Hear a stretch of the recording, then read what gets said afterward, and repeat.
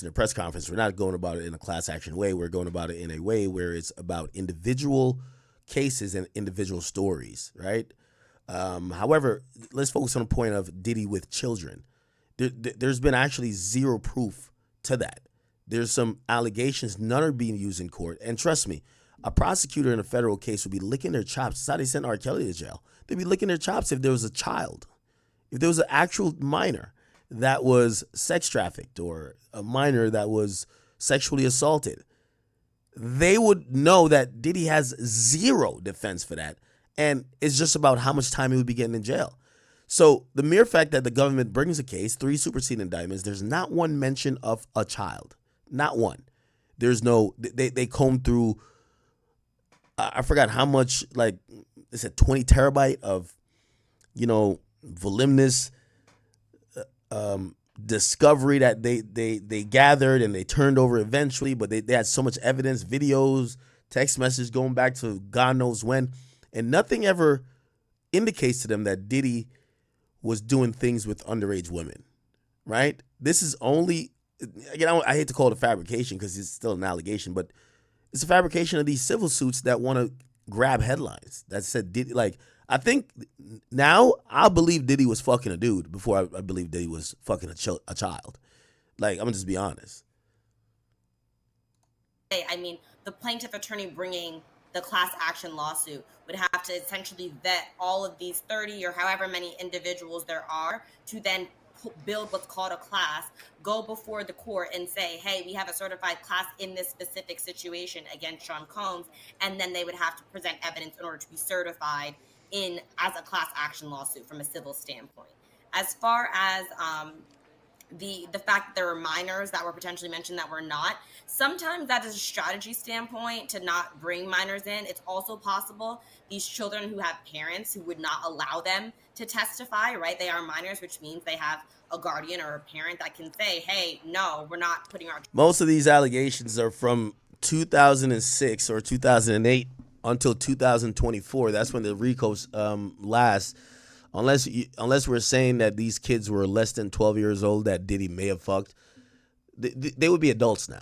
They would be adults, right?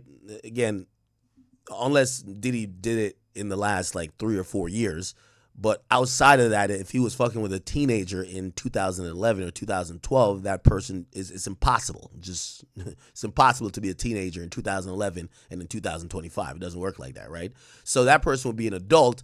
So that idea, I think, is out the window, saying that, oh, maybe there are kids. And this is the thing about people who I think when they have their mind made up with Diddy, like they entertain every possibility without using some honest deduction, like, it's more than likely there's probably no kids. And more than likely, most of them cases that are civil cases are bullshit, right? The feds, which they're trying to prove some real shit, they were able to validate 2 claims, 2 sexual assault claims, 2 sex trafficking claims, one from Cassie and one from Jane Doe. The rest of the people, they didn't want to touch. They didn't want to touch. So the idea that we're kind of like, when you keep saying it, like, yeah, there probably is kids, but they're just too scared to come out, it paints Diddy in a light that he's such a monster without you having the proof of him doing it. Like, we have proof of him doing some monstrous shit, like the hotel video, but the other stuff is kind of like, what are we talking about? Child through this. And in that case, you can't subpoena a child, right? You can subpoena a grown-up, but you can't subpoena a kid. So in that case, maybe there was a situation where they weren't able to do enough vetting to build the case for the minor specifically. We do have another viewer question too. This is from Kelly B's 6578, and she says, what's the maximum a number if a judge decided to make them consecutive? You said decades. Is that 30 years or 60 years? And thank you for asking. This is a really good question. And I think it's pretty straightforward. We should probably look at that, right? Mandatory minimum sentences. RICO federal. So this is going to be complicated because what happens is that there's murder under a RICO, and a murder under a RICO is mandatory life. But if it's, let's say, money laundering, it's different. So when it comes to sentencing, it becomes very interesting. Now, I like to go with this idea. It's rule of thumb. You get hit with a RICO, 20 years. That's just kind of what it is. You avoid 20 years. And the reason why I say 20 years, some of these statutes actually say 15 or more. But you're not going to get the 15 or more because you went to trial. When you take something to trial and you blow trial, they're not giving you like the bottom level of that charge, right? Just like, think about like Shoddy in the federal RICO versus Treyway. The reason why he got 15 and he had a really interesting criminal background, which would have gotten him much more, but he took a plea deal. And the plea deal, the prosecutors recommended the low end of the mandatory minimum, and that's why he got that. So despite his criminal history, they actually suggested that, give him the lesser of, the two evils, because they could have went higher. The thing here is, all right, let me see. This is federal sentencing for a RICO Act, right? So here are the crimes. Okay. Here's the mandatory minimums. All right. They're doing a lot of. They said the most common mandatory minimum is 10 years, but it's 10 years for certain stuff. Like we need like a full-on sentencing commissioners. Okay, here we go. Okay, is a government site? Oh, fuck. No, this is just giving us stats. We need to find racketeering. Okay, so minimum sentence. Let's go. Minimum sentence. This is important for us to really think about. Okay, minimum sentence for a federal racketeering charge. The defendant with no prior record was assigned the minimum. So that's pretty much where the minimum exists for, right? So if you don't have a criminal thing. The guideline provides a number of adjustments that could either increase or decrease on offense level, right? This means the defendant, based on the factors, for a criminal attorney, all right, they're not giving us the real shit. Well, I guess we would have to look it up. It's 18 USC. All right, hold on.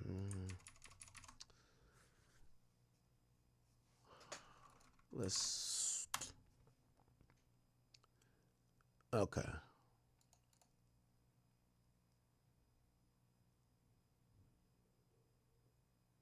Yeah, this thing's kind of really.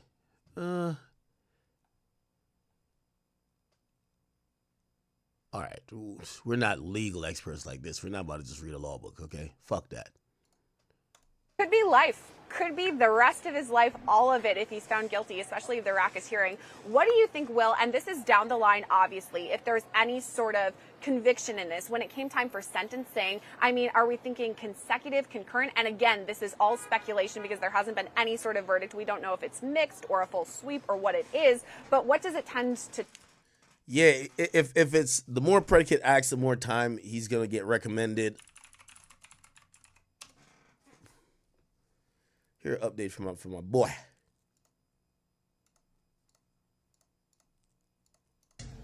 Let's talk Diddy. Closing arguments today. I watched and I've heard the government's closing argument.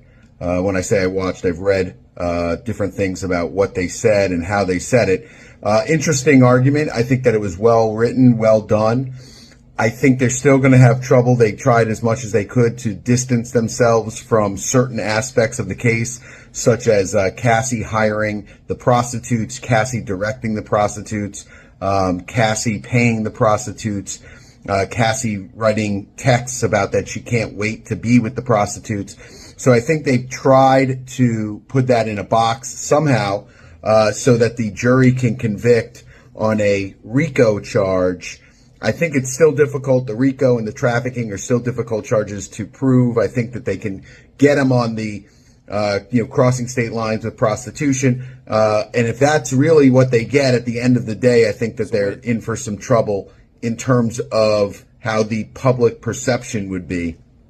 Again, this case shaped up to be a lot different than it was originally, reporting on. I don't think that what they originally said really came to light in the trial itself, in the closing, and I think you saw that. We will see what the defense has to say in their closing, but I think it's going to be strong, passionate. I know that they will do a good job, and we'll find out what's going to happen. Listen, I can be wrong. Every pundit that speaks could be wrong. It could be a clean sweep of not guilties. I don't think that's going to happen, but I think that it's going to be very difficult to get a guilty on every charge. But it could happen. Let's see what how it all shakes out today. Let's talk Diddy. Okay. Generally lean toward. We should get some more tweets in a second, too. I mean, we're really trying to use our ESP powers and read tea leaves here, and that's very difficult to do. If I were going to guess, and it is literally just a guess, I would imagine that there would be a sentence of around 20 years. And I'm not quite pulling that out of thin air, but I'm pretty close. And as we talked about before, Combs is 55, and respectfully, that's not that old. But nevertheless, for him to spend any time incarcerated, for anyone to spend any time incarcerated is dramatic and can be terrible. But I would imagine that we're probably talking about a 20-year sentence, give or take. To your point, that is as I'm also thinking about his charges. Diddy clean criminal history. If he's only found guilty of those prostitution charges, which is bringing prostitutes across state lines, I honestly believe he'll get 7, 8. Maybe they give him the 10 if it's both of them, right? I believe Diddy could get out of jail in a year, and I'll tell you why. I think, number one, they're going to be flying off with appeals immediately. We want to appeal this one conviction. But now, while he has a bunch of different options, we want bail pending post-conviction relief, right? There's a lot of different ways where you could not only ask for bail while you wait for an appeal, but you could definitely argue, and I think this would be Diddy's argument, I'm not convicted of something that's violent, right? The sex traffic is violent. It's something that is coercive. The RICO has violence in there. Prostitution, again, not good, but that's something that I think a judge might be very lenient to Diddy with all the resources. Remember, Alexander Shapiro is in court. They're going to have a million different ways to try to appeal this and try to get him out on some type of supervised release. And here's the thing. They're going to go back to, they're going to piggyback off that bond denial and say, hey, listen, for the reasons set forth above that he wasn't let out on bail, he beat all those things in court. There was no proof that he did A, B, C, or D, and we can't consider those things. And a video of him beating his girlfriend does not carry into the conviction that we have here, which is prostitution. So I could see Diddy getting out of jail. Like, yeah, they might give him 5 to 10, but he'll get out of jail while he waits for it. It'll be like one of them little Harvey Weinstein situations where he's just sitting up in a fucking mansion just waiting. I haven't really seen the feds. I got to look up and do a little bit more research. I haven't seen them do suspended sentences. Suspended sentences get done in like states that have heavy jail population. Also, they're bogged down with crime. And they usually, it's almost like, we'll give you a suspended sentence. It's basically don't get in trouble or else we have 10 years hanging over your head. I mean, Thug has one. Young Boy had one. But it allows you to be free. Maybe there's a way that they could cook something up. If he only gets convicted of those prostitution charges, the main thing would be like, I didn't do something violent. So I think Diddy gets out of jail in a year or two if that's the case. Don't see him getting out immediately if he actually gets found guilty on any of these, okay? I know there's this idea that there's pre-parties and there's new Diddy parties about to happen. I do not see him walking out of jail unless he gets a full acquittal on all 5 counts. It's all speculation right now. I mean, there has not been any sort of deliberations even. In fact, we're still in the closing arguments right now from the defense. And we do have some more updates from court. This is Mark Agnifilo once again. He's the one who's presenting the closings for the defense. He's still talking about this situation with Kid Cudi, Capricorn Clark, an alleged kidnapping, and then, of course, the alleged arson. Here's what he says. What's in the car? Molotov cocktail. Why not show you the glove? I'm suggesting something? Yes. The investigation stunk. It's terrible. 2 fingerprints What happened? Well, I don't know. You're going to determine his fate on arson, on this. And again, he's talking about all of the situations that the investigation after Kid Cudi, reported this and spoke with police. And then there's that glove, the driving glove that was there.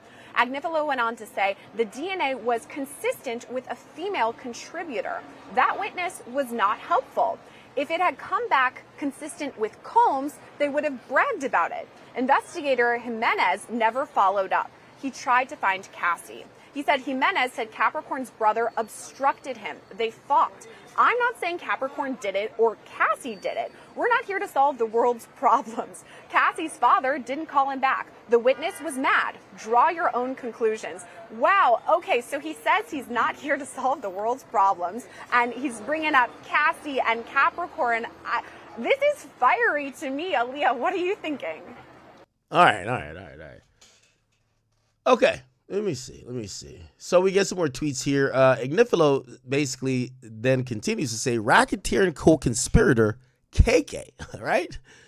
She writes, Mia, answer your phone or I'm going to call your parents. The last thing she wanted to do was to leave, and that's forced labor?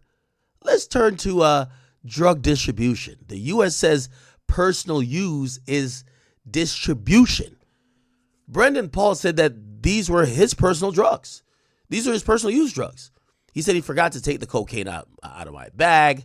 He said I got the best lawyer in the world and my charges were dismissed. That's what he said. Sean Combs was not selling drugs. Cassie said he was a drug addict. How is he supposed to get them? Grow his own Xanax? Did he have drugs? Yes. They found it in his house. Was he using his enterprise to distribute drugs? No. You're going to have to think through this. Didn't Mia go work for Madonna? That's how people use personal assistants. I don't expect to see Beyonce in CVS. The assistants buy Astroglide. It's not what the company's doing. This is not a racketeering act. I'm going to the RICO. There's no evidence of possession with the intent to distribute. David James said he was in Saint-Tropez. He got asked to get an 8-ball of coke. I asked him, did that have anything to do with Sean Combs? He said no. He actually kept it from him. Why would he hide it?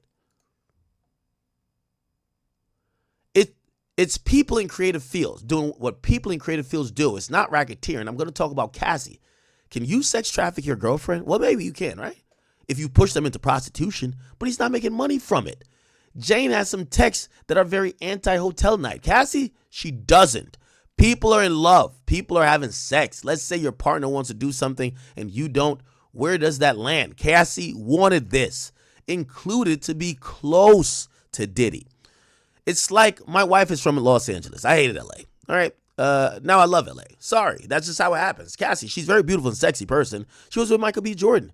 Like the most handsome, what the fuck? The most handsome man in the world. She was not messing around. Cassie's not clutching her pearls. This is how I am intimate with the man I love. You could come to love that. You want to be close. Yesterday they said she might have won it. Oh, they said cans? Daniel Phillips in the Intercontinental? Oh, shit. Yo, they basically said, man, I bet Cassie wanted that shit, man. Stop playing with us. Remember how back in the day we had, if the glove don't fit, you must acquit? Remember that? Yeah, we remember that, right? So in this instance, right, the same argument we're trying to make now, I'm not going to say that I think OJ did it. OJ did go off and then write a book and say, if I did it, here's how I did it, right? Take that what you may. But the arguments that he's trying to make here is, hey, look, the DNA wasn't a match, so it couldn't have happened. That also speaks to the RICO charge. Why would Sean Combs go and do it? Now, I'm not saying Sean Combs did it. I'm saying that someone in Sean Combs' camp did it. That's the argument that the prosecution is going to make. And then I saw how they were trying to say that, oh, the investigation specifically, they didn't do a good job of following up, et cetera, et cetera. And that's fair, which is why Kid Cudi was brought into the court to testify, right? I think that with CSI and with all of our crime shows, we always want to know the DNA. We always want to know the DNA. But we also have to remember that a witness, a person who has experienced or been a victim of a crime, their testimony is the evidence. right? There might not be fingerprints or blood or glass or anything, but I, as the victim, standing up in court and saying what happened to me, that is evidence. And that is why we have this issue with credibility when we have actual victims testifying or witness testimony. It's so funny that all roads seem to go back to a glove. I love the comparison you made there with OJ, and now of course we have the driving glove in this case. I think it's interesting to bring up, and I liked your point, Aaliyah, when you were talking about the investigation, because many of us watch these shows, Criminal Minds. I used to binge that with my roommate Nicole in college. We love it, and yet it's not the same in real life. Will, I'm going to toss it to you for the next question here, and my question is, we're waiting for that rebuttal. We're hearing a lot from Agnifilo. Fiery, I didn't mean to say that as a pun as we're talking about arson. It just kind of came out. But hey, there it is. So we're hearing a lot from Agnifilo. What are we thinking are the points that the prosecution is going to touch on during rebuttal? I think what the prosecution is going to hone in on is everything you just heard from defense counsel doesn't matter.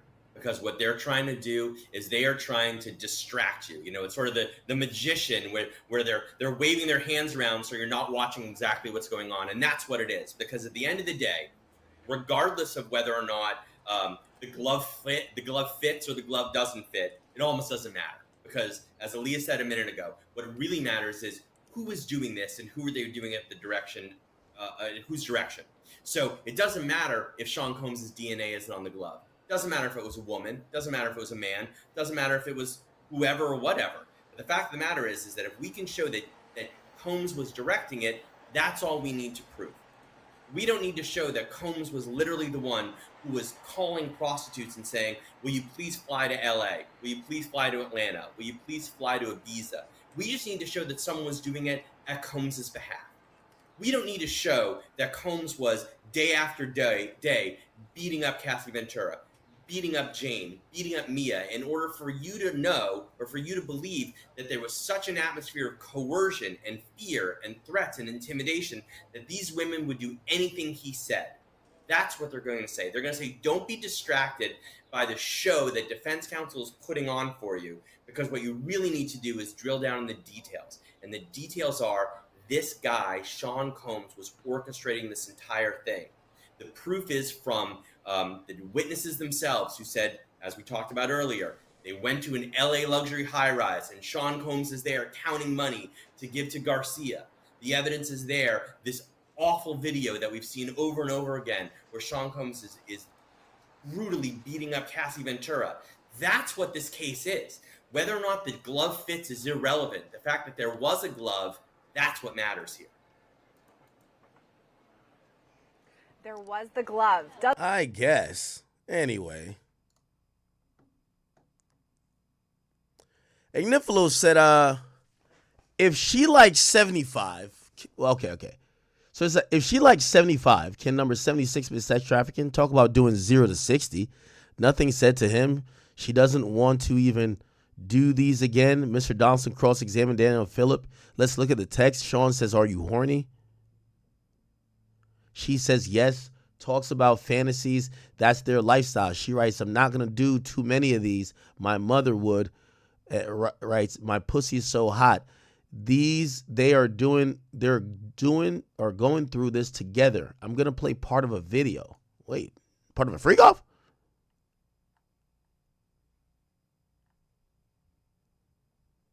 Holy shit. Okay. They're going to take a break shortly, I know. It's Sean G. Sean G usually gets out a little bit earlier than everybody. Okay, not yet. By the way, did Logic even do a breakdown yesterday?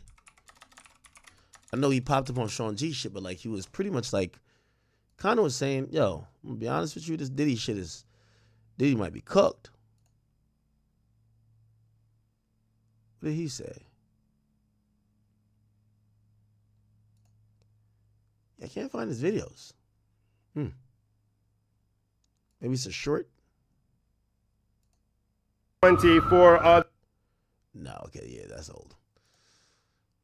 Does the glove fit? I don't know. Still a lot of questions, but I like what you said there, Will. I'm going to have one more update from court here. Again, happening right behind me. Mark Agnifilo is giving closings, and here's what he's saying.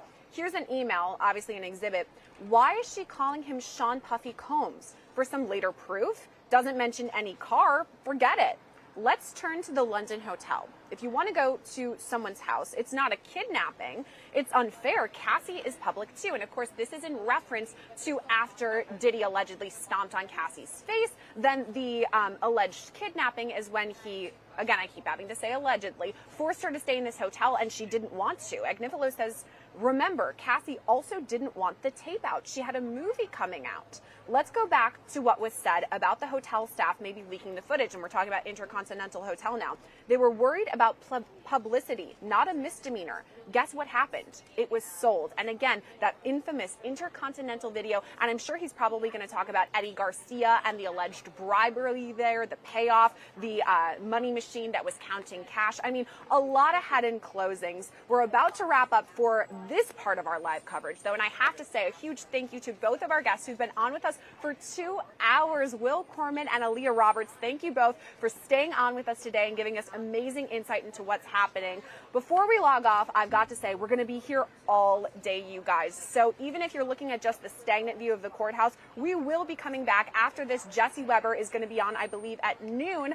I'll be back, and then later on, Anjanette Levy will be on again at 3, and I'll be here throughout all of. Okay. I think it's about it is lunchtime.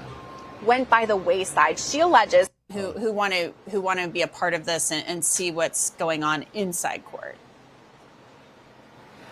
Yeah, I think we definitely have seen that. I mean, where I'm at right now, we have been camped out since the start of the trial, and many other news organizations have been too. Beside me, there's live hits going on right over here and down the line. So all up and down here, there are, reputable reporters. We're talking like CNN or ABC, NBC. I was actually speaking with a man from BBC earlier. So this has gone international. But not only have we seen people like that, we've also seen, to your point, Anjanette, live streamers. So many people have their phones with them and they're, like this all the time, talking and trying to interview. As I've been on the live streams earlier this morning with Chris Stewart, I saw people who were live streaming me live streaming. So it's kind of a lot of that. And I do think that's something we'll see more of as we continue on throughout all of this, because right now we're in closings, but as deliberations go and everyone kind of gets antsy, what's the answer going to be? What's the verdict? I think we're just going to see more and more.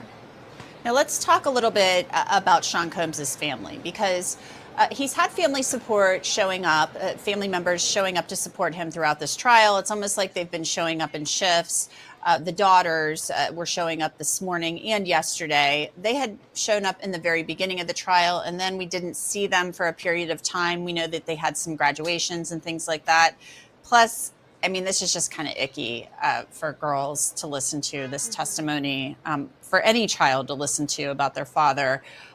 There's been some other stuff going on, though, with one of the sons, Justin Combs. So tell me a little bit about that. Is Justin Combs there today, as we have some news? He just got sued with Diddy yesterday, but it's Tony Busby, bro.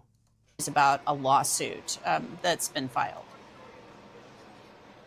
Yes, Justin Combs is here today, and I want to talk about that lawsuit. But first, I want to talk about the fact that almost all of Diddy's children are here today. He has 7 children in all, the youngest being Love, just a little girl. She's the only one who isn't here today. All the rest are. And this is also something that Mark Agnifilo highlighted today in closing arguments, talking about Diddy's family. And I do think that the jurors, the people of the court, are picking up on this. As you said, they've been pretty much there all since the beginning, except for some of his daughters who were kind of in and out, but they are there today. Now, Justin Combs, he's the main one that we want to talk about today because there have been some legal issues with him. So I'll kind of break that down for you. This was a filing that happened on Monday of this week, and I do want to state right from the top, it was criminal, not civil, and these are all allegations. However, there is a woman who filed under the name Jane Doe who alleges some misconduct. She means civil, not criminal.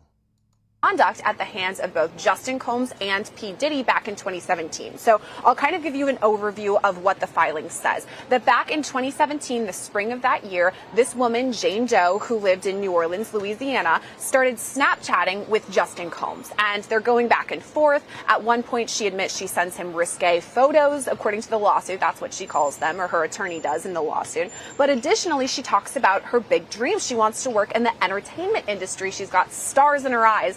And Justin Combs says, okay, you know, my dad actually kind of works in the entertainment industry. Why don't you come out here, out to LA? And so according to the lawsuit, it was under false pretenses that she headed over to LA. And after that, that's when she said things kind of, you know, went by the wayside. She alleges that she was held in a hotel room for an entire weekend, given drugs and alcohol, and then she says she was raped by 3 men who were wearing masquerade masks. And I think this is the important part here, is she says 2 of them, she's not sure who they were, but 1 of them she recognized and she identified, name dropped in the lawsuit, was P. Diddy. She also mentions that Justin Combs referred to him as Pops, you know, something that you would call your dad. So that's kind of why she pointed him out there. And I do want to highlight that in this civil lawsuit, she straight called it being held prisoner. I mean, that's pretty strong language. Now, I also do want to share the other side of things too. Justin Combs' team has spoken out, and I do have their statement right here. Here's what they said. No matter how many lawsuits are filed, it won't change the fact that Mr. Combs has never sexually assaulted or sex trafficked anyone, man or woman, adult or minor. We live in a world where anyone can file a lawsuit for any reason. Fortunately, a fair and impartial judicial process exists to find the truth. And Mr. Combs is confident he will prevail in court. So we kind of heard from both sides there, but amidst this civil lawsuit, Justin Combs is right now in this courthouse behind me. Very interesting, and an interesting development given that we're at the end of this trial. And I think, you know, you make a very good point to bring up that Sean Combs. My boy. They get him on. She is going over new items. All these other sensational facts. So, I mean, I think it's going to be hard for the government to get that conviction because of that. But I'm seeing RICO. I'm seeing the elements and that the government has put forth on that bingo RICO card, as I call it, and they've met that. But I'm not so sure. I really am leaning towards the fact that I don't think a jury is going to understand that, because you have the wishy-washy. You have people with relationships and then they don't. But remember, somebody could, even a spouse, could say at one moment they consent to sex and in the next moment that they aren't consenting to sex, and now we have rape. So we also could have a situation where individuals were doing drugs, but, you know, then you are giving them drugs without their consent at the moment. All of this clouds the issue. There's a lot of toxicity when it comes to relationships. There's no doubt. But also, even with, say, a girlfriend that's working for your business, you can have a relationship. If you're not appropriately paying that individual and you're forcing them to work, you know, beyond the hours that are set forth, then, you know, that still is potentially forced labor, as well as violating employment laws. So, I mean, but it's not clean cut. We don't have people being kidnapped like we see on TV, or we don't have individuals. Also, they did not have the co-conspirators named as defendants, which I think also is confusing to the jury. Well, they did say somebody was kidnapped. So they did say that Capricorn Clark was kidnapped. So we do have that. But yeah, I get what you mean too. And we don't have the co-conspirators testifying. We don't have them flipping on their boss. And I think that's pretty interesting too. So, you know, they called, you know, KK a co-conspirator, but we didn't see her. So it's kind of hard to wrap your head around it, I think. I want to talk about our poll results here. Let's talk about our poll results. We've got some polls we're putting up today, guys, as we always do. So our first poll asked, did any released exhibits or testimony significantly impact your view of the case? 51% said, no, it did not impact me. 27% said, yes, it changed my opinion. 20% said it's hard to say. 527 of you voted in that poll. Thanks so much. We'll do another poll. We're going to get to your questions now. So let's get to the questions. And please keep dropping your questions in the chat, and we'll get to as many of them as we can. So we always love taking your questions. Our first question, Bradford Cohen, is from Smarty Pants 1225. Why did AUSA go for 8 hours yesterday? I thought she was only supposed to do 4 hours worth of closing arguments. It was only 4. So that is kind of up to the court. Generally speaking, in federal court, they keep very, very tight schedules, very tight guidelines. The judge says, hey, you can go for this amount of time, 4 hours, 3 hours, 2 hours, and they try to keep to that guideline. It's not set in stone, though. So if she is going over new items, if she's not just beating a dead horse, which I don't even understand how you can go 8 hours in this case with the evidence that I've seen without beating a dead horse. And then don't forget, they still have the other side of the sandwich. So that means they do the closing now, defense goes, and then they have a rebuttal. I think that 8 hours is obnoxious. I don't think that helps a jury at all. I think a jury, especially... That person with the question is wrong. It was 4 hours. They started court late yesterday. I think it was at 10 or 11, and they had an hour. They had 2 hours. They were talking about bullshit, and then the rest of the time was the Slavic closing. Especially in today's day and age, with individuals that are used to looking on their phone, looking on the computer, getting cliff notes to things. My belief is if you can't close a case in 3 to 4 hours, anything after that, I don't even think it should take 3 to 4 hours, but anything after that is just white noise. So an 8-hour closing to me is obnoxious. I don't think it's needed, especially where you have a rebuttal on the other side. The jury may be exhausted from hearing from that prosecutor unless they put a new prosecutor on for the other side of the sandwich, which oftentimes they do. Yeah. I don't see the benefit in it. The judge obviously can say, hey, listen, she's still going into new areas of, of items, of issues, of evidence. So I'm going to allow it. Then the defense goes, he can't say to the defense, hey, listen, I'm only limiting you to 4 hours. Again, if the defense is coming up with new theories and new items, he's going to let them go too. I just don't see how you get to 8 hours worth of closing with the evidence that's presented and the witnesses, even if you go through every single witness, which I don't think you need to. I think that speaks a lot for the prosecution. I think it speaks a lot for the government's case. They are desperate here. And I think the prosecution, if they lose, even if they lose the RICO count or their sex trafficking count, and he's convicted on 2 of the 3 or 1 of the 3, I think they lose a lot of face. To me, this was a state case that got injected with steroids and the feds decided to pick it up, which often the Southern District of New York does when it's a high-profile case. And I want to clarify, I don't think it went 8 hours. I think it started around 10. There were some breaks in there, plus a lunch break, and 4. Court ended before 5 p.m. So I think all in all, it was less than that. So I think we need to take that into account. It may have felt like 8 hours because we can't watch it. And the court day really started at 9 or so because the attorneys met with the judge beforehand. So I think we need to clarify that they weren't up there talking the jury to death for 8 hours straight. So I do want to be clear on that point. I want to give you another update, everybody, from court. We have another court update. Here we go. Mark Agnifilo. To where the... All right. I know we're a little bit behind this broadcast, but the tweets are kind of slowing down. I think they're going to take a break. I'm trying to figure out when. Let's see if we can get any more. What the hell? Game of Combs. All baby oil. Hilarious. Okay. All right. So a couple more come out.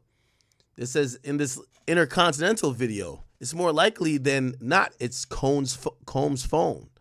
Here she is. I'm not going to show you him throwing her down. You've seen it. I'm not hiding it from you. Now there is a phone. And here now there's a man sitting in a towel. Looks like Cassie's saying you're being a fool. Go back to the room. Look at it. It looks to me like she's saying go back to the fucking room. There's nothing scary in the room then. Wait, there's audio in this? The video that we got of the Intercontinental video does not have audio. But he's basically saying, or I don't know if he's saying, oh, look at her mouth moving. It's saying, or her pointing and saying, go to the room. Anyway, so 5 days later, he texts, I'm so sorry. She replies, LOL, I was just listening to sorry. They're obviously getting over it. Cassie writes to Sean, how do I know if the drugs are going to be bad? Or you'll drink too much. This is about hotel nights, I'm guessing they're saying. Okay. My question is, what, if any, appellate issues are likely to arise if there is a conviction. So I know that's kind of a tricky question, Alexis, because you have to look at it like, okay, well, what charges, if the government, let's say if the government does a clean sweep and they get guilty on everything, what appellate issues do you see arising? And this is from ritaconnors.w. So it's difficult because we don't to really answer that with specifics, because the issue is that we don't really have the live stream of the trial. So what we're getting is different things that were brought up. So it's difficult. But if he is convicted, they are going to appeal. There's no doubt about it. There is going to be an appeal. So, it could be like you brought up that the closing went very long and there may be something that was, they crossed the line, prosecutory, or that they didn't want, generally what the appeals are about, something that the defense thought shouldn't have come in. So that came in. So those are the various bases, but it's really difficult because not seeing a live stream, we didn't really, we can't really say exactly what happened specifically. But I did want to comment to the Free Britney. Do you think those people are being paid $20 an hour too? Or they I don't know. Recycle the shirts. I don't know. I mean, maybe they just like the shirts. I think maybe we need to have Sierra go say like, hey, what's going on? Because I don't know. The $20 an hour thing is interesting to me. But yeah, Britney has been free for a while, and that was LA. So I'm confused. So that was an interesting one where a young lady drove off in a Brinks truck with, I think, $10 million. And she ended up somewhere in Europe with a fake passport for 10 years. And I think they negotiated her return to the United States. But they charged her, way before she left. And those charges stay open. It's not like they close the case because they can't get you back. So there is no real time limit on that. They'll wait. They'll wait it out as long as it takes. Maurice knows. I know. I've had cases that are 20 years old, Fed cases that are 20 years old. Guy disappears to wherever. And sooner or later, for some reason, that individual gets an itch to travel to France or travel someplace else. And then they get caught at the border and they get sent back. And of course, they attempt to try the case. And sometimes they're successful. So right now, we don't know of anybody else that's being charged. That may change depending on what happens with this verdict. Or wait, is there an idea that KK has fled the country? Is that the question here? Because people are thinking, where is KK? We're not seeing her posts on social media. We hear she has a lawyer. They did seize her phone. They did not mention during court, oh, this person's a fugitive. If anybody else would be charged in this, even though they've been called co-conspirators. Yeah, and if you go to a country with no extradition, like Morocco, say, and there's no extradition to the United States, there is no time limit on that. If you get charged, the charge stays open. There's a very famous case out of Las Vegas that was an interesting one, where a young lady drove off in a Brinks truck with, I think, $10 million. And she ended up somewhere in Europe with a fake passport for 10 years. And I think they negotiated her return to the United States. But they charged her, way before she left. And those charges stay open. It's not like they close the case because they can't get you back. So there is no real time limit on that. They'll wait. They'll wait it out as long as it takes. Maybe he's suggesting that there are charges on KK, but they're not on sealed yet. Maurice knows. I know. I've had cases that are 20 years old, Fed cases that are 20 years old. Guy disappears to wherever. And sooner or later, for some reason, that individual gets an itch to travel to France or travel someplace else. And then they get caught at the border and they get sent back. And of course, they attempt to try the case. And sometimes they're successful. So right now, we don't know of anybody else that's being charged. That may change depending on what happens with this verdict. Or it might not change. You just don't know until the government decides to go forward or not go forward. My guess is no one else is going to get charged in this case. I think that they've had enough of the Sean Combs saga. I'm sure. Mauricio, here's a question for you. If I know you're a defense attorney, but I think this is an interesting question. comes from Jan at Canham 8485. What will happen to the 70 civil lawsuits against him if he's convicted? I think there actually might be more. One of the Okay. I mean, everybody saw that video, and initially, although it seems like the defense is trying to desensitize the jury to it, it's horrible. It's horrible. He's obviously beating her. I mean, the bottom line is he dragged her across the floor out of an alleged freak off. That's the allegation. I'm not sure that particular item is going to resonate with them. I think that there's other things that they've had testimony that they had this toxic relationship, and it was a relationship, and he wasn't quote unquote pimping her. But that particular video, I think making that argument may not have been so great. I would have personally just argued it was a domestic dispute, and yes, the throwing in the phone I think was a good idea. I don't think the jury's going to buy that. Yeah, it's a lot. I mean, when you see that video, and then obviously Cassie testified about this, but then you do have the text messages. So the jury's going to have a lot to talk about. I don't, the jury is always told to rely on their life experiences and their common sense. And I wonder how many jurors can really have that life experience of being in this swanky hotel and being chased or chasing somebody down a hallway and throwing them to the ground like that. Not many, I don't think. So it's a lot. All right, so we're waiting to see when they're going to break for lunch. They've taken 2 breaks already, though, I'll say. All right, good. All right, so this is after Diddy apologizes for the beatdown. Ignifilo says, Cassie told you sometimes she'd hit him first. They're in this together, okay? She says there was an R word. It didn't happen. It's not even charged. She said he raped me. But there wasn't a lot of lead up. Maybe it didn't even happen. Cassie wrote to Combs. Combs is with her current husband. No, Cassie's with her current husband. Something happened. She wrote, I told myself I didn't want anything to happen. I'm not tripping on it. I know you aren't either. She gets a FaceTime. Boogie Bat phone is her husband. Wait, what? Cassie writes this to Combs. Something happened. She wrote, I told myself I didn't want anything to happen. I'm not tripping on it. I know you aren't either. What is that? I don't know. I'm not too sure what that's intended to mean.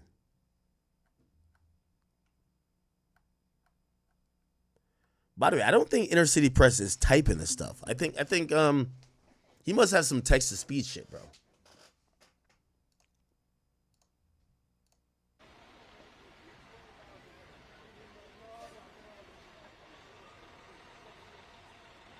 Yeah, I think they're going long for I think they're splitting up the closing arguments by doing half in the morning, then have a lunch break, half in the afternoon. But remember, we still got to do a rebuttal. It's almost 1 o'clock. They haven't taken a break yet, and I still think that he has a lot more to say. He has a lot more to say. You got to address Jane. He has a lot more to say.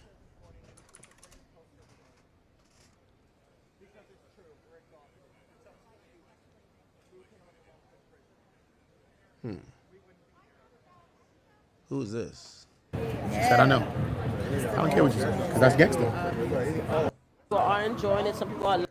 I'm about to give you back to Uda. Thank you so much for money. Take care. Is this Queen's Flip? He looks like me, but I'm not. Yeah.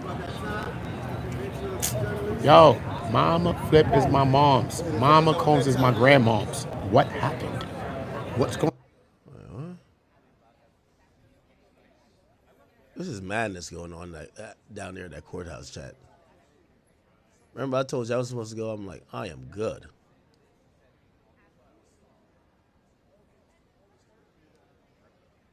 I am good.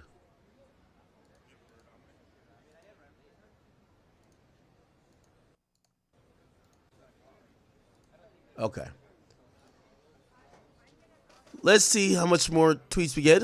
Combs wrote, "You act like a broken-hearted angel. You need to stop living your life." Cassie says, "I don't know who that was. I was saying thank you for last night and I enjoyed it. The oldest trick. I don't know how Alex found out." But she says, wait.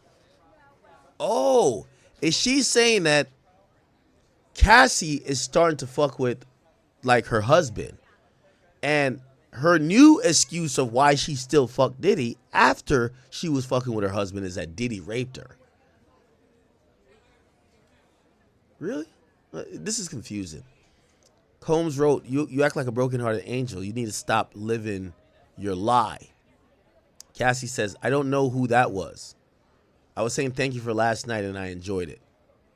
The oldest trick. I don't know how Alex found out, but she says rape." What?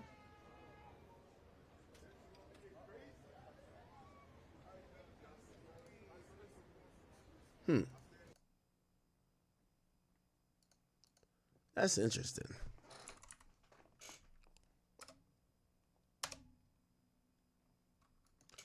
We're also waiting for some more exhibits. I think at some point we're going to get some more exhibits here. Matter of fact, let me check. I'm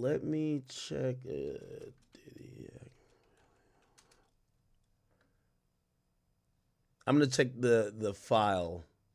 Remember that folder that I told you I have access to?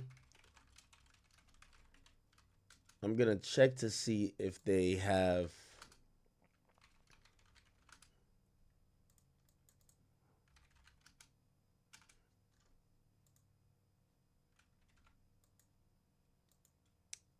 Oh, I can't log in right now. I wanted to check to see if there's more exhibits because there's other audio we haven't heard. Oh, the girls are crying?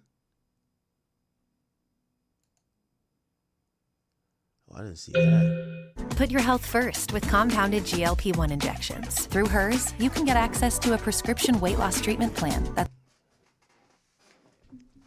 So maybe one of the daughters are crying. It's Diddy's daughters who have avoided appearing for most of the federal trial are right behind him in closing arguments.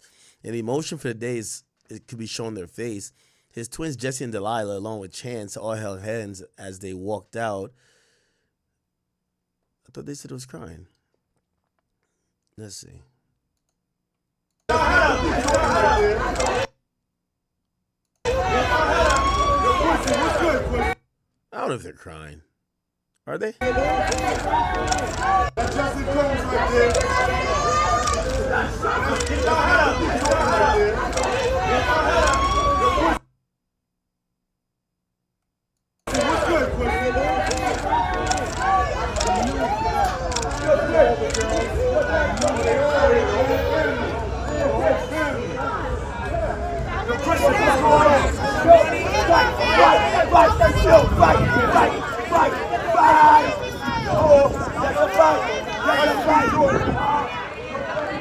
Miss Janice, how you doing, Miss Janice?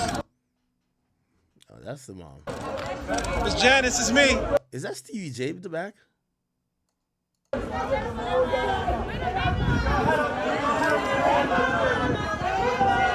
Is that BBL?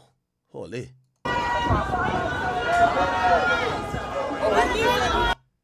Oh, this is not Stevie J. I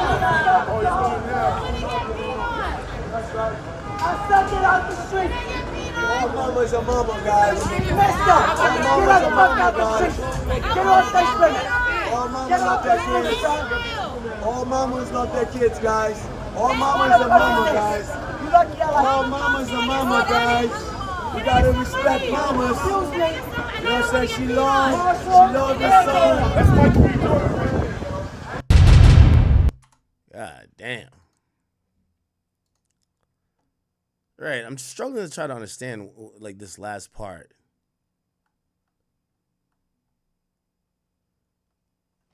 Ignifilo says there's no evidence of rape. She had consensual sex with him after. I have to defend this. It is in this case, but it's not charged. Cassie was asked, what kind of pain did Sean put you through?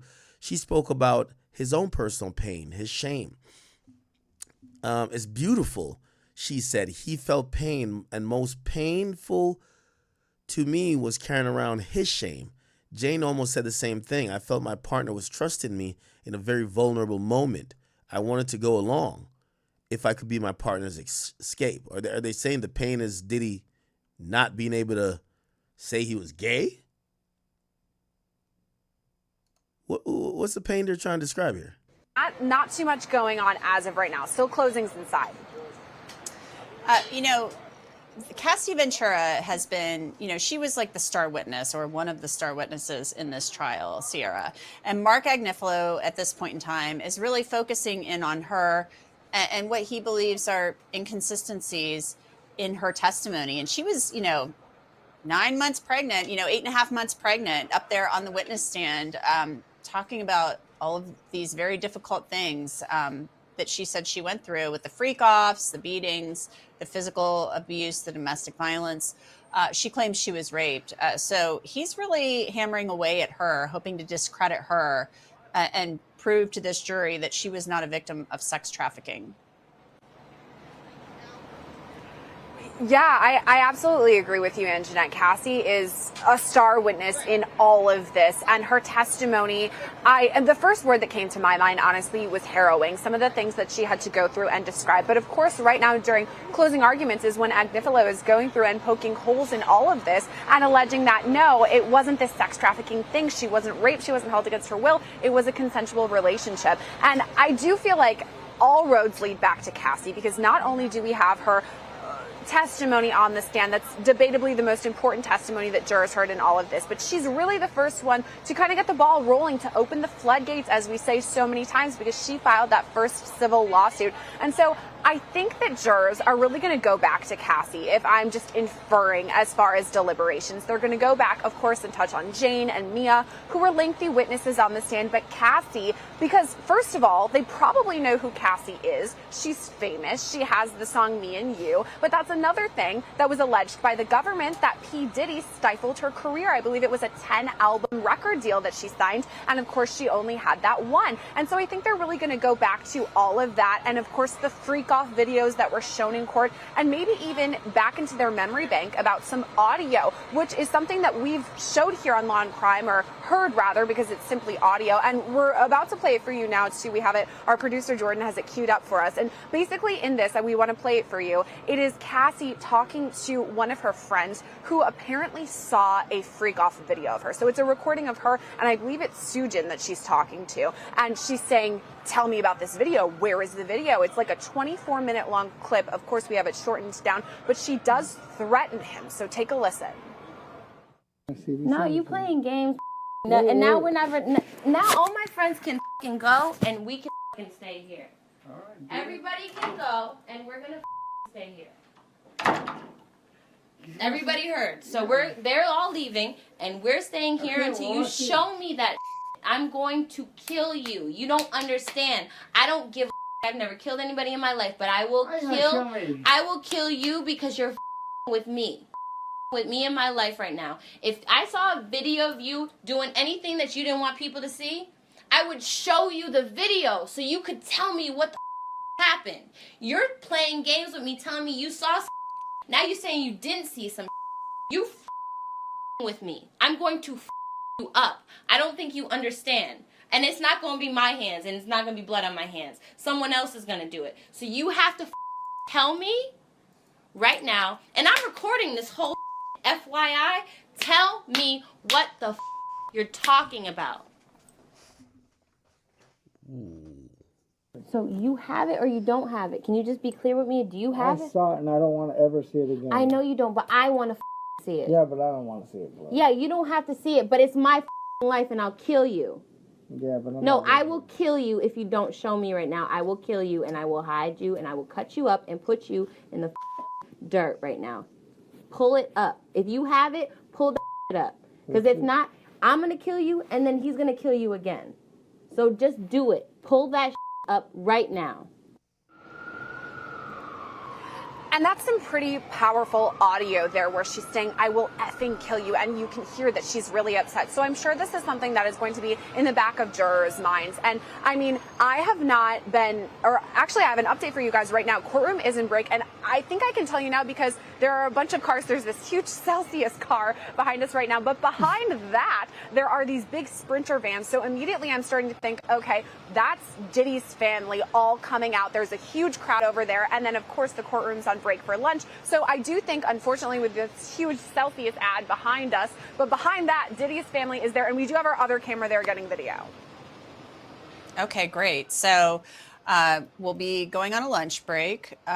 We'll be checking in with Elizabeth Milner here very shortly to get, get a read on what the vibe is in the courtroom.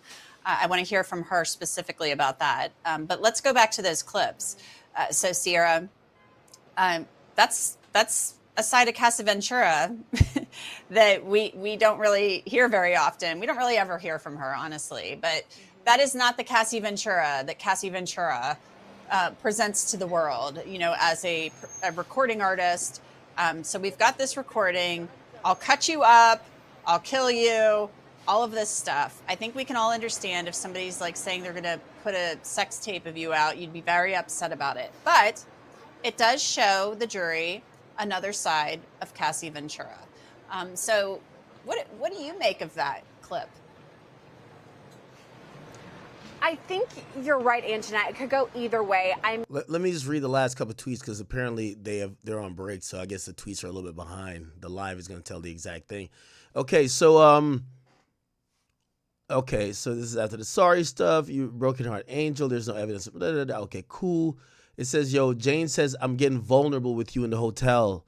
I don't want you to see Young Miami on a bigger yacht with you. This is not sex trafficking. If you get deep into it, this ain't sex trafficking. This is people in being in love, for real. Ignifilo says, Your Honor, when were, the judge says, I was going to 1, okay? So it looked like it would be now. And it said, if now, and it's just like, I was going to turn to Jane, we could break. So, okay, let's break till 1:45. Ignifilo says, I think I only have an hour left. Comey says, it appears that wait, what the fuck? So it appears that Comey says that she only need an hour, right? And it says, okay, so I'll do the charging instructions at 4 or maybe even 5. They have now taken a break. Oh, shit. I mean, we've all... Okay. I know Sean G gonna be out of that junk.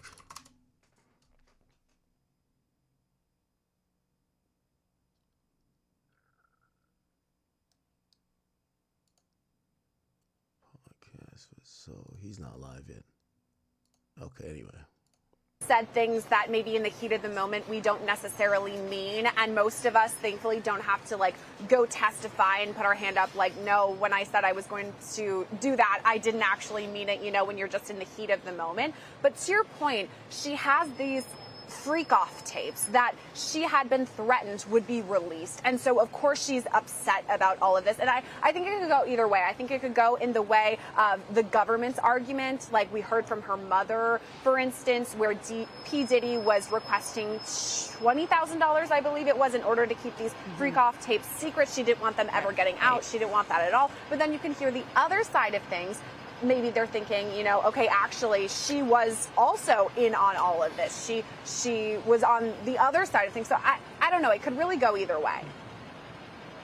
Yeah, and the demand for $20,000 from Regina Ventura and her husband, from Cassie's parents. I mean, that was around the whole Kid Cudi when he went to the house, with Capricorn Clark around that time. So, and then he demanded the 20 grand through his assistant or whatever, and then the money was sent back days later to the Venturas.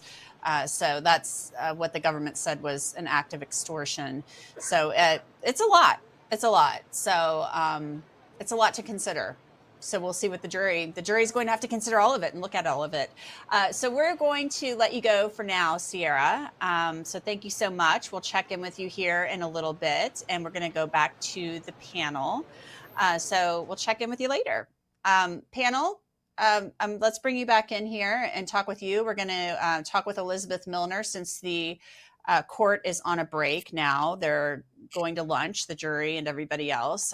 Sean Combs's family will be leaving the court for lunch, I assume. And we'll see what's going on inside that courtroom when Elizabeth comes out. So Bradford, I want to get a read from you and everybody else. Let's talk a little bit about what Mark Agnifilo said right before the lunch break. There's no evidence of rape, he says. She had consensual sex with Sean Combs after. I have to defend this. It is in the case, but it is not charged. Cassie was asked, what kind of pain did Sean put you through? She spoke about his own personal pain, his shame. Agnifilo said, it's beautiful, she said. He felt pain. It's very important. I think the way that he broached it was in a lens of terms, one that is right? When it comes to rape allegations, it is such a tough thing to address when you feel like the individual who is making those allegations is not telling the truth, or is exaggerating what happened, or something else happened. It's difficult because it's a tough situation, right? It is a very serious crime. It's one that is a disgusting crime in terms of people's impressions of that crime.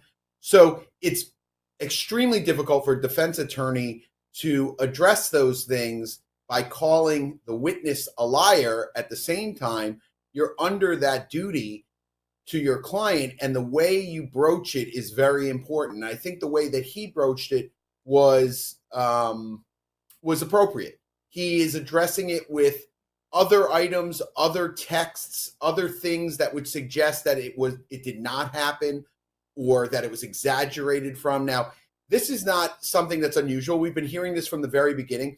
And just so it's clear, like, I have been approached by individuals that Cassie hired to represent them. I can't discuss the details of what they told me. One of them has a book that's out on, I think, Amazon. So the details of that interaction are out there, and the government didn't use him. The government talked to him. The government found out what he knew. He was supposed to be on the witness list, but he never testified. And the reason why I think he never testified is because the information he was giving hurt their case. It didn't necessarily help the defense 100%, but it certainly hurt the theory of the prosecution that Cassie was this innocent kind of person that was involved in this thing. She had no real, meaningful relationships with these individuals, which just is not true. And she was calling and texting, allegedly, these individuals. Even when Diddy wasn't around, these texts were coming out. These individuals were on the list for witnesses for the government. The government chose not to use them. And I think very smartly chose not to use them, because it showed her involvement was a lot deeper than just a participant. There was showed that, she arranged things and talked to people and told them what she likes, and all these other allegations that I think would come to light that would help the defense. But then there was also other things that would hurt the defense that these individuals would speak about. This is a very difficult case for both sides. It's not a slam dunk, certainly for the government, which you find to be very unusual because they have a 99% conviction rate. And you would think that most of these cases are slam dunks. This is not anywhere near a slam dunk for all the charges. So it'll be interesting how Mark finishes up, but I think he's addressing it the only way you can address it. You have to have some compassion for the individual. At the same time, you have to express that this individual is not being truthful with you. There is more to the story here. These individuals that are saying, hey, I didn't want to do that, but by the way, here's a text that says, why are you buying Young Miami a purse? And I only got, a LV purse, and she's getting an Hermes purse. That doesn't feel right to me. I want an Hermes purse too. That doesn't sound like someone who's been sex trafficked. It's complex and different for sure. It really is. Man, look at it is. There is one thing I want to touch on. We have a lot to unpack, guys. Agnifilo said, Bradford, he thinks he's got an hour left. So we come back from lunch at 1:45. He's got an hour left. And then the judge said, Ms. Comey, so I'll charge at 4 or even 5. Because the feds get to do a rebuttal. If they charge the jury at 4 or 5, it's my understanding Combs has to be back at the MDC for head count at a certain time. Like he can't just be hanging out at the courthouse all night for deliberations. So I'm not sure if he charges a jury at 4 or 5 tonight, they're not going to probably start deliberations, I would assume, until Monday, right? They said that. Individuals who were charged, that's the juries that were charged.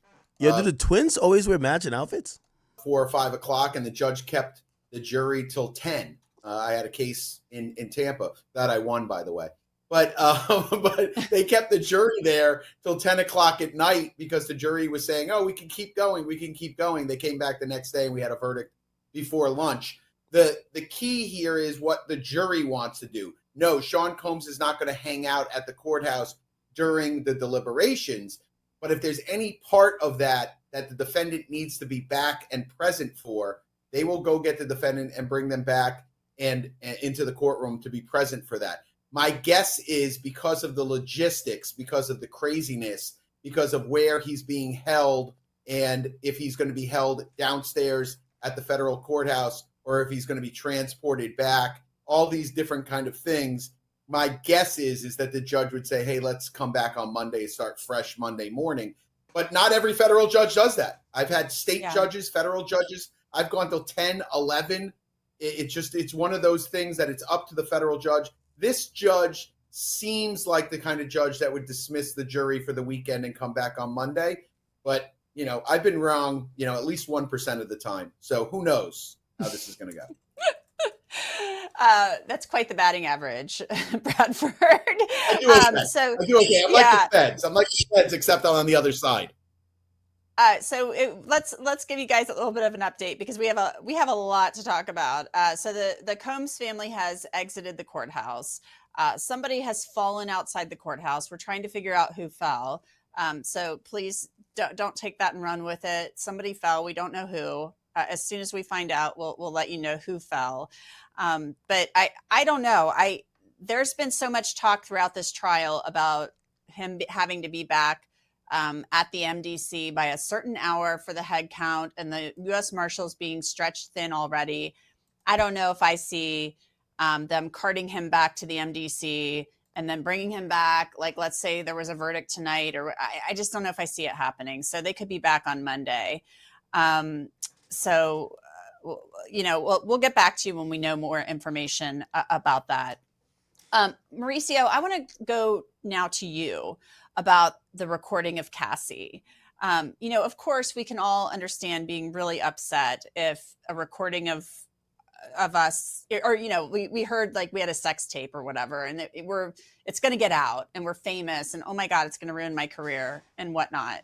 We'd all be really upset. But she's saying, I am going to cut you. Yo, chat. So I'm in a pickle. Y'all got to let me know what I should do. What should I do? This is like, I got to run to the bank for like 10 minutes. Do I cut the stream and just come back? Or do I leave it on? But y'all going to be stuck with one of these people. I don't know if they're going to go to dead air. So I'm a little bit nervous about that. I got to go to the bank. Today's Friday. I can't do it tomorrow. Do not do this or I will kill you. But this sounds like Unc is live?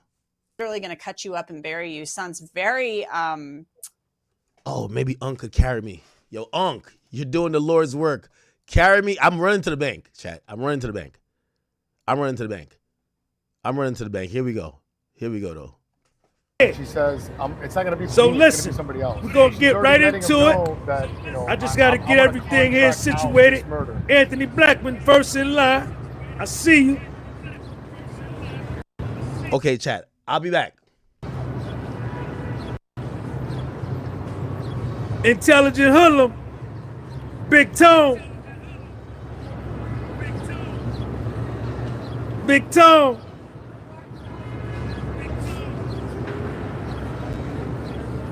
All right, so look, man. Listen. Share this video. You got to share this video. Give it a thumbs up. Shout out to all my members. Listen. What's up, man? How you doing? All right. Follow Sean G. The podcast was sold on Instagram. The podcast was sold on Spotify. Yesterday when I left the courtroom, y'all heard in my voice and in my delivery, share this video to Akademiks. Send this video to Akademiks. Shout out to, what's up, baby? Shout out to Akademiks. Akademiks, thank you for all of your support. Send this video to Akademiks. What's up, baby? I see you. Yesterday, I was a little down. I was concerned. I had anxiety.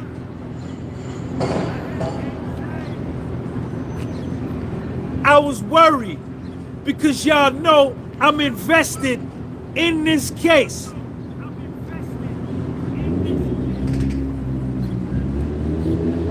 That may be a good thing, that may be a bad thing, but whatever thing it is, the honest truth is I'm invested. Mark Agnifilo, I was concerned because I said, if he don't come out and do his thing, Puffy is doomed. I said that last night when I was by myself in my quiet moments, when I was walking down here today, and even when we got into the courtroom, court started at like 11 minutes after 9. Then they had a problem with the jury. One juror had some transportation problems. The jury came in, and at 9:32, Mark Agnifilo took off. The judge at 9:11 a.m. asked him, say, Mr. Agnifilo, are you ready? He said, yeah. And when he got ready, the judge said, bring in the jury. This is at 9:11 a.m. Then somebody said, yo, Judge, the jury ain't ready. There's a problem with one of the jurors. So I said, well, maybe this is some type of delay tactic on behalf of the government to try to get Mark to get nervous under the pressure. And we had to wait another 21 minutes. And I know that some people in pressure situations, everybody's not good under pressure. 9:32 came. Judge Submarine says, Mr. Agnifilo, are you ready? He says, I am, Judge. And he took off. The first words out his mouth to the jury. And he has on a microphone. He's got on a microphone so he can move around. He'd be down here. Then he come up here. He'd be up here. Then he get down. He come over here. Then he come. He is animated. He's demonstrative. He's all over the courtroom. He is displaying to everybody in the courtroom, including the judge, that he runs the courtroom. Look at me. Focus on what I'm saying. Listen to me. Watch what I do. Check me out. And he be everywhere. He got the microphone. Yesterday, we saw Assistant U.S. Attorney Slavic stand there and read to us like a Christmas book. Dark Skin Jermaine. Dark Skin Jermaine. The Assistant U.S. Attorney yesterday was reading something to us that somebody gave her to read. It wasn't hers. This was Mark Agnifilo's case. I think he's been Puffy's lawyer for a long time. He's invested in Puff. He knows the details of this case. He did not stand in front of the podium. His body language was erect. His eye contact was sharp. His hands were flying. He's cracking jokes, but being serious. He's dealing with the case. He's cursing. He's doing everything. He has total control of the courtroom. The first words out of his mouth, he said, there's 2 trials. He said, there's 2 trials. He said, ladies and gentlemen of the jury, there's 2 trials. He said, there's one trial with the evidence, with the witnesses, with the testimony, with the direct examination, and with the cross-examination. And then there's another trial, which is the fake trial. 2 trials. It's 2 trials. The real trial and the fake trial.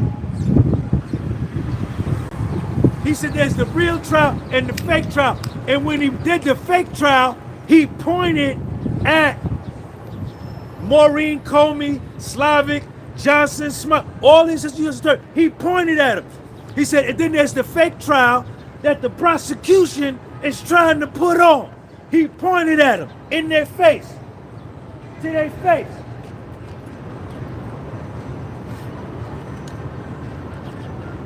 And then he went in. He said, Sean Combs is a successful black entrepreneur. Yes, he did. Yes, he did. This is a white man unafraid to deal with race. Check me out. He said Sean Combs is a very successful black man, black entrepreneur. Read it in the transcript.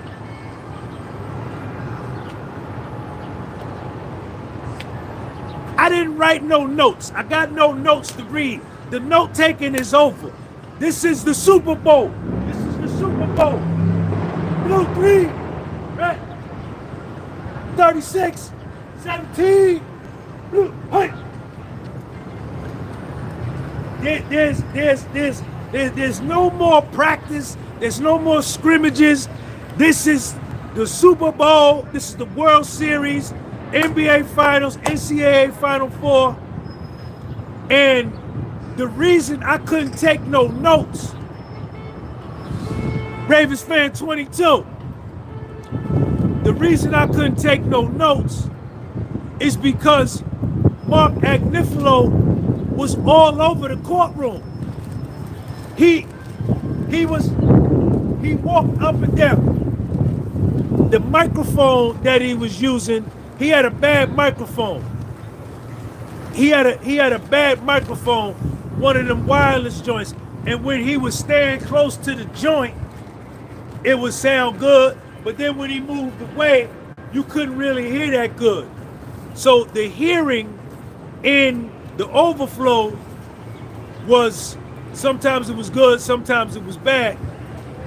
But everybody in the overflow, I'm in 24B, they had 24A, I think they had 23. Everybody in the overflow, where Mark Agnifilo was doing his thing, he's all over. He's here, he's walking here. What's up, I see you. You're my favorite person. I see you. You all day. I see you. 2 days in a What's row. up, baby? We've been looking for you. Hey, listen. I love him. Listen. I couldn't take no notes because all of my attention was on Mark Agnifilo. He made everybody in the courtroom was sitting up like a Doberman Pinscher in the front seat with the window cracked. Everybody in the courtroom I was in 24B, everybody was like this. Everybody. This was Mark Agnifilo. Mark Agnifilo was here. What's up, man? He here. He down here. He up here. Doing this. Down here, yeah. Go over there. Yeah. Whoa. Killed it. killed it. Killed it. He dismembered the RICO. He said, man, he says, I can't believe, I didn't take no notes, but to the effect of what he was saying, I can't believe we here talking about a RICO case. I can't believe we talking about a RICO case. He says this is he says Cassie and Puffy, they were swingers. He didn't run away from none of that. He killed it, man. He killed it. Everything, nothing of what that girl said yesterday, it doesn't even matter. It doesn't even matter. And Maureen Comey is gonna probably do the rebuttal after Mark Agnifilo is done. But who cares? It don't matter. It don't matter. Mark Agnifilo. So the Diddy and Cassie situation has been getting freakier and freakier by the day. The more and more I hear about these allegations, Diddy is a freaky man, the king of the freak-offs. And Cassie, you feel me, she was young, vulnerable. But like what Ak said, she could have left. Like, Diddy was not holding her. Well, you know, this is what's hard for me. Allegedly, Diddy wasn't holding her hostage, but she said on the video that came out in the hotel where he hit her over and drug her back, she was trying to leave one of the freak offs. And Diddy said, oh no, you're not going to leave the freak offs. You got it. Yeah. Wait till the dude, bust a nut, allegedly. Then all over you, then scrape it off, go in the other room and rub it on my nipples. That's what he wanted. It sounds so crazy to say, but that's what Diddy wanted. Like, we seen him in the robe. I thought he was just fresh out the shower. But allegedly, he was probably butt naked. I'm surprised there was no baby oil on her or him, or she wiped it off. That's why he was so mad. It was no baby oil on. Hey, man. I genuinely feel bad for Cassie. I feel bad for her husband, too, because he has to be in court and he's listening to all these things. And I don't really think Cassie's lying about anything. Like, Cassie just seems like a nice girl, probably like gentle, innocent, like, and she just wanted a career. Like, man, I'm struggling here because I want to be very, very honest about everything, like my point of view. I don't think Diddy was the best of best people, and I think everything he did to Cassie was wrong, and it was definitely manipulative and all that stuff. But like, is it sex trafficking though? Like, this is what he's charged for. Like, domestic violence, yes. Assault, yes. Like, probably a bunch of other crazy stuff, yes. But sex trafficking, bro, I don't know if you could say he was sex trafficking. But it's only day 2 of the trial. And I'm going to be very, very unbiased about every single thing I say. It's day 2 of the trial. Diddy is, he's there every day. They say that he's looking white as hell. He's gray as hell. He's, you feel me? They said he was looking at Cassie the whole time. But day 3, 4, 5, 6, 7, we don't know what's going to happen. Maybe 2 weeks later, there might be someone else taking the stand, and we don't know how that's going to go. Maybe like 3 days later, there's going to be a new person taking the stand, and they just expose everything about Diddy. Like, we don't know fully everything Diddy has done yet. Like, there might have been men that he was having free calls with. Like, I ain't gonna lie, bro. Like, Ak was the line about what he said. Diddy should just came out and said that he was a flexible, bro. He should just said he was bisexual, bro. Like, I'm not gonna lie. And what Ak said, bro, all these rappers gotta come out who was around Diddy, like, really, really hung around Diddy and was like really cool with him. They need to come out and like, yeah, bro. You gotta defend yourself, your integrity. You feel me?